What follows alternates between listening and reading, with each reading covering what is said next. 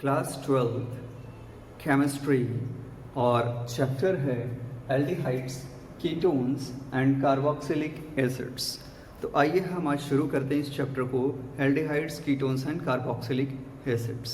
इसके पहले आपने जो चैप्टर्स पढ़े उसमें आपको एल्डिहाइड, कीटोन और कार्बोक्सिलिक एसिड के बारे में तो पता ही चल गया है। क्लास 11th में आपने IUPAC नॉमेनक्लेचर में इसको पढ़ भी लिया है। यहाँ पे हम इनके method of preparation, chemical properties, some physical properties, बस इसके बारे में स्टडी करते हैं। चलिए शुरू करते हैं बिना देर किए। स्ट्रक्चर को पहले देख लीजिए। एल्डिहाइड्स, एल्डिहाइड यानी RCHO। जब आपके किसी एल्किल चेन में CHO ग्रुप जुड़ जाए तो उसको आप एल्डिहाइड कहते हैं, और उसका एक्सपेंडेड स्ट्रक्चर यहाँ पे है, दैट इज R, और इसके साथ जुड़ गया है ये structure, that is CHO। Clear है? अब हम मूव करते हैं कीटोन पे।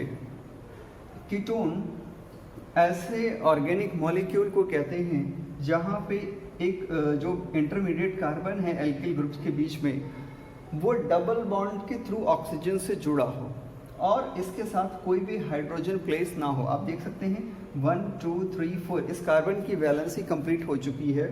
इधर कार्बन, ये कार्बन इधर कार्बन से भी जुड़ा है और ये इधर भी कार्बन से जुड़ा है, साथ में डबल बॉन्ड ऑक्सीजन के साथ।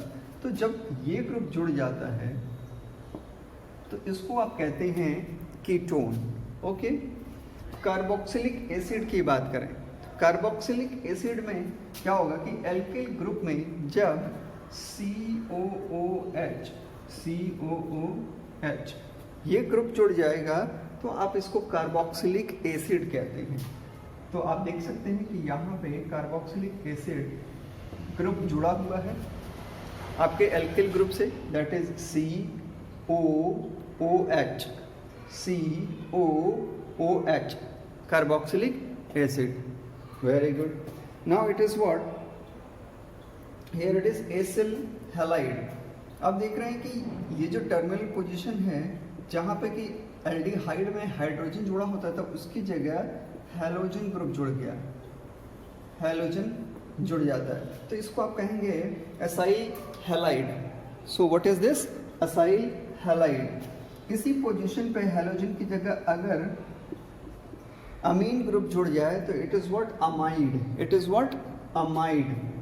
इसी तरह से यहाँ पे अगर OR, जैसे कि यहाँ पे OH था, H को रिप्लेस करके कोई एल्किल ग्रुप जुड़ जाए तो वो सिमिलर भी हो सकता है और अलग अलग भी हो सकता है, R' भी हो सकता है और R भी हो सकता है, तो ये बन जाएगा एस्टर। ठीक है, तो इस स्ट्रक्चर्स को आपने देख लिया, समझ भी लिया, और आपको ये भी समझ में आ गया कि aldehyde, ketone, carboxylic acid, ester, amide और एसाइल हैलाइड में क्या डिफरेंसेस है। अब हम मूव करते हैं कॉमन नेम और स्ट्रक्चर, साथ ही साथ IUPAC नेम की ओर, एल्डिहाइड, कीटोन और कार्बोक्सिलिक एसिड। हम कोशिश करते हैं आज एल्डिहाइड के बारे में और कीटोन के बारे में समझ लेते हैं, एसिड के बारे में फिर पढ़ लेंगे। ओके, शुरू करते हैं। सो नॉमेनक्लेचर दो तरह के कर सकते हैं हम एल्डिहाइड, कीटोन्स और कार्बोक्सिलिक एसिड्स का। एक तो कॉमन नॉमेनक्लेचर जैसा कि हम जानते हैं, और IUPAC जो कि रिकमेंडेड नेम्स होते हैं। लेकिन एक्चुअल में होता क्या है कि एल्डिहाइड और जो कीटोन हैं इनके कॉमन नेम IUPAC नेम की जगह भी यूज़ होते हैं, फ्रिक्वेंटली बहुत यूज़ होते हैं। तो इसको हम समझ लेते हैं। ये कॉमन नेम हम लोगों ने किया है नॉमेनक्लेचर के पार्ट से। Aldehydes and ketones are the simplest and most important carbonyl compounds, and we are giving here the common names of some carbonyl compounds, especially aldehyde and ketones.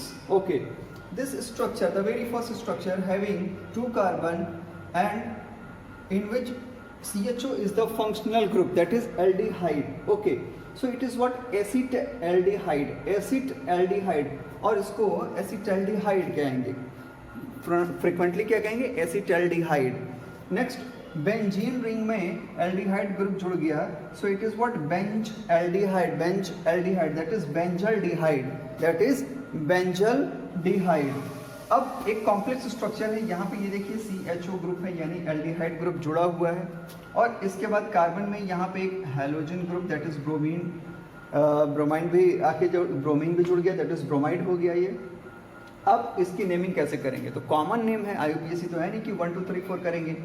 Actual में जो ये कार्बन है जिससे कि functional group जुड़ा है उसको हम अल्फा कार्बन कहते हैं। फिर से समझिए, कीटोन हो या एल्डिहाइड हो, जो कीटोनिक ग्रुप या एल्डिहाइडिक ग्रुप जिस कार्बन से जुड़ा होता है डायरेक्टली उसको अल्फा कहते हैं, और उसके बाद वाले को बीटा, उसके बाद वाले को गामा, फिर डेल, इस तरह से नेमिंग करते चले जाते हैं। सो it is what, alpha beta gamma.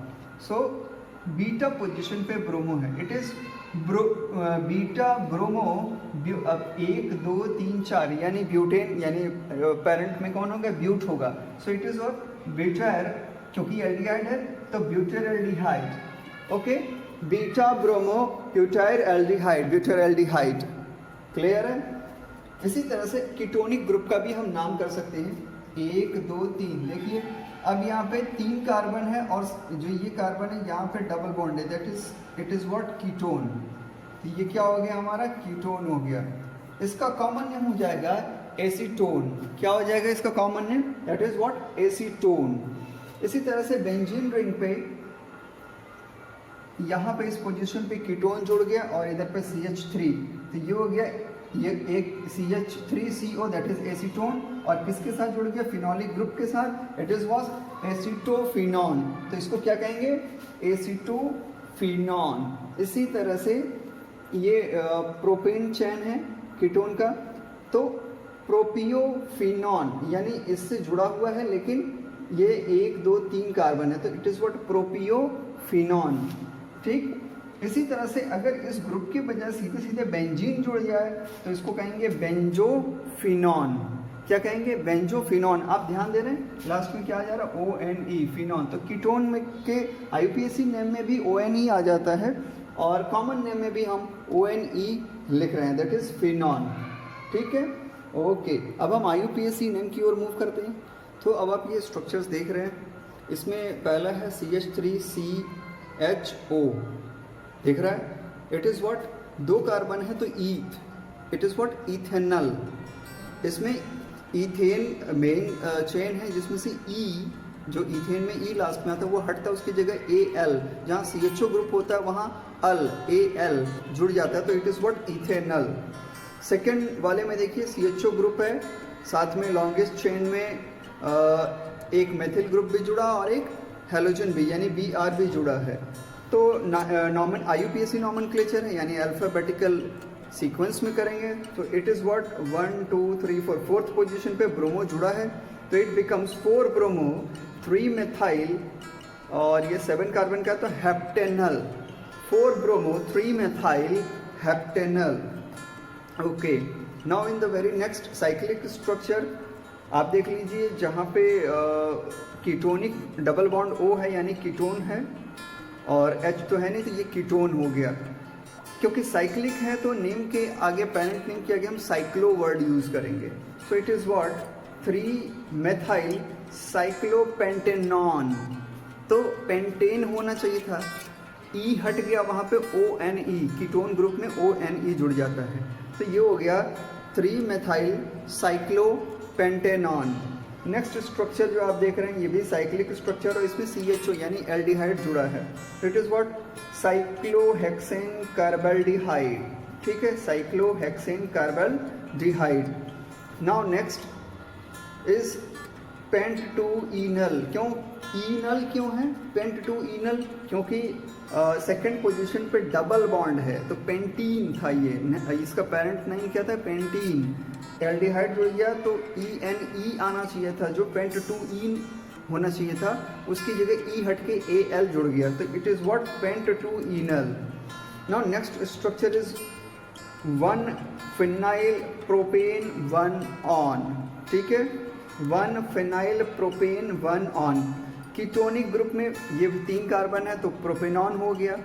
अब पहले वाले यानी कीटोनिक ग्रुप के फर्स्ट वाले पोजीशन पे फिनाइल ग्रुप जुड़ गया, तो 1 phenyl propane 1 on. Now see the next structures. Okay, आप इसमें भी देख रहे होंगे what it is, CH3 CH2 C double bond O, फिर CH2, फिर CHO, यानी इसमें एल्डिहाइड भी है और कीटोन भी है। अब इसके लिए आपको IUPAC की जो ग्रुप्स की सीरीज़ होती है, जो उनकी ऑर्डर होती है कि कौन ज़्यादा स्ट्रांग है, जैसे कार्बोक्सिलिक एसिड किसी भी चेन में प्रेजेंट है तो वो पेरेंट हो जाएगा, उसके बाद बाकी सब पेरेंट की तरह बिहेव नहीं कर सकते। तो इसी तरह से सबकी सीरीज़ के जो ग्रुप्स होते हैं IUPAC के हिसाब से, तो उनकी रिएक्शन के हिसाब से उनका प्रेफरेंस फिक्स है, कौन पहले आएगा कौन बाद में आएगा। तो एल्डिहाइड स्ट्रॉन्ग है इस पोजीशन में और कीटोन नीचे आता है उसके, तो यहाँ पे इसलिए नेम हो जाएगा व्हाट 3-ऑक्सोपेंटेनल। नेम क्या हो गया ये 3-ऑक्सोपेंटेनल। इसी तरह से नेक्स्ट वाले में मूव करते हैं। यहाँ पे तो कोई और ग्रुप है नहीं, कीटोन ग्रुप है, बट 2 साइड चेन्स हैं और ये हर तरफ से काउंट करने पे पेंटेन ही हो रहा है, यानी लॉन्गेस्ट चेन पेंटेन ही रहेगी, जो मेन चेन है वो पेंटेन रहेगा। तो it is what two four dimethyl pentane 3 one. It is two four dimethyl pentane 3 one. Next structure benzene है, उसमें एक तरफ नाइट्रेट ग्रुप है और एक तरफ CHO ग्रुप है। ये हो गया 4-नाइट्रोबेंजीन कार्बल्डिहाइड, 4-नाइट्रोबेंजीन कार्बल्डिहाइड या 4-नाइट्रोबेंजल्डिहाइड भी कह सकते हैं। नेक्स्ट स्ट्रक्चर है प्रोपेन 1,2,3 ट्राई कार्बल्डिहाइड। देखा, तो इस तरह से नेमिंग IUPAC की बहुत सिंपल है, आपको IUPAC को फॉलो करना चाहिए क्योंकि ये इजी होता है याद करने पे।